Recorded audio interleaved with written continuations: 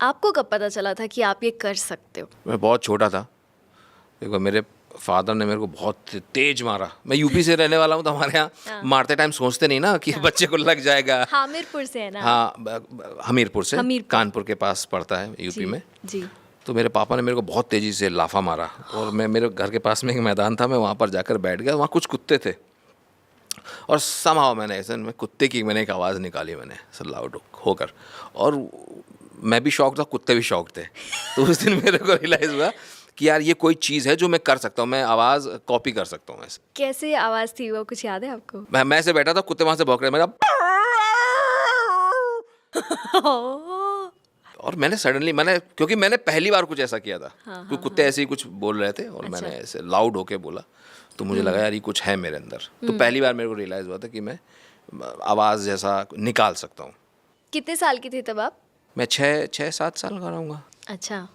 और उसके बाद आप कार्टून्स देखते थे? हाँ, टीवी कार्टून्स पर? देखता था मैं। कौन से कार्टून्स? टेलस्पिन देखता था। हाँ, टेलस्पिन आता था, यस। हाँ, अरेबियन नाइट्स। तो उसमें मिमिक करते थे लोग उसमें, तो मैं बहुत सरप्राइजिंग था, बड़े कमाल के वो हुआ करते थे। उसमें एक कैरेक्टर था टेलस्पिन, डॉन कार्नाज। अच्छा। तो मैं उनको भी किया करता था। तो धीरे धीरे, मतलब बचपन से ही चीज़ें शुरू हो जाती हैं, तो आपको कोई ना कोई रीज़न, बहाने मिल जाते हैं कि आपने कभी किसी को देखा, आपने कभी किसी को देखा, बस वो होता रहता है फिर।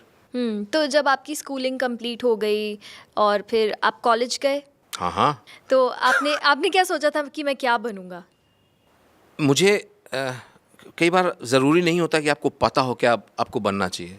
ये कन्फ्यूजन ना लाइफ में बहुत ज़रूरी होता है। क्योंकि अगर आपने मान लिया कि आपको ये बनना है, और फिर आपका वो सपना टूटता, तो बड़ी तकलीफ होती है। बट मुझे ये था कि मैं, एक ये चीज़ है, मैं ये कर लेता हूँ।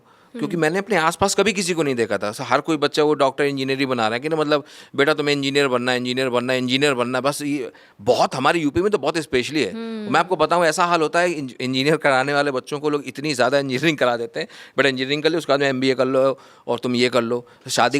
शादी का जब नंबर आता है ना हमारे यूपी में इंजीनियर लड़कों का, हाँ। तो जब लड़की वाले देखने आते हैं ना, तो लड़के को लड़की भी अच्छी लगती है, लड़की की मम्मी भी अच्छी लगती है।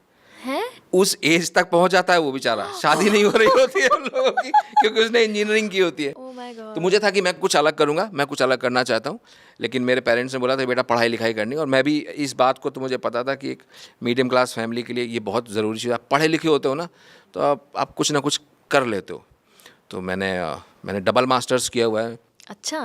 तो कौन सी फील्ड में? मैंने पॉलिटिकल साइंस से मैंने MA किया था। अच्छा। और दूसरा मैंने master of journalism and mass communication मैंने किया था। ओके। तो ये भी आपको फ़ायदा मिल जाता है कि आपको लिखने का, बोलने का तरीका आ जाता है, तो अब धीरे धीरे आप कर लेते हो। मुझे था कि ये करना है, ऑडिशंस देता रहता था मैं, कि मुझे ऑडिशंस देने, लाफ्टर चैलेंज के होते थे, इंडियाज़ गॉट टैलेंट के होते थे, हर बार रिजेक्ट हो जाता था। बट मेरे को था कभी ना कभी हो जाएगा यार, उम्मीद नहीं मैंने छोड़ी थी बस। तो सर कितनी बार आपने ऑडिशन दिया होगा ये इंडियाज़ गॉट टैलेंट और ये? यार बहुत बार दिया ऑडिशन, मतलब जितनी बार होता था। और अगर आपको याद हो तो तब आप बहुत छोटे हो गए आप वैसे तो, बट उस वक्त ना एकदम से बूम आया था रियलिटी शोज का ना।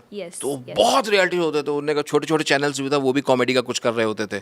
तो बट अपने को था, जब हमने देखा कि राजू श्रीवास्तव जी को परफॉर्म करते हुए कि यार ये एक रियलिटी शो यहाँ पर होता है, इंडियाज़ गॉट टैलेंट भी आता था, 2-3 ये थे, 2-3 और चैनल्स में आते थे। तो जितना भी होता था ना, छोटा बड़ा सब ऑडिशन देता था, और बहुत मार खाता था अपने घरों पे। पापा कहते हैं साला ये किसी को कुछ करना नहीं है, ये पता नहीं कहाँ जाता, पढ़ लो साले वरना मूंगफली का ठेला लगाओगे।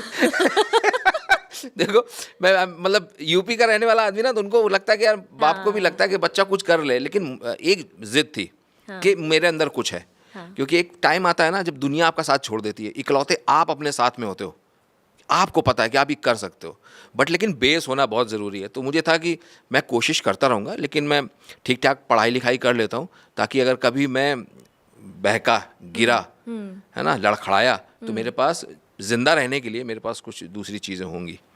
बट इतने संघर्ष के बाद में हो गया।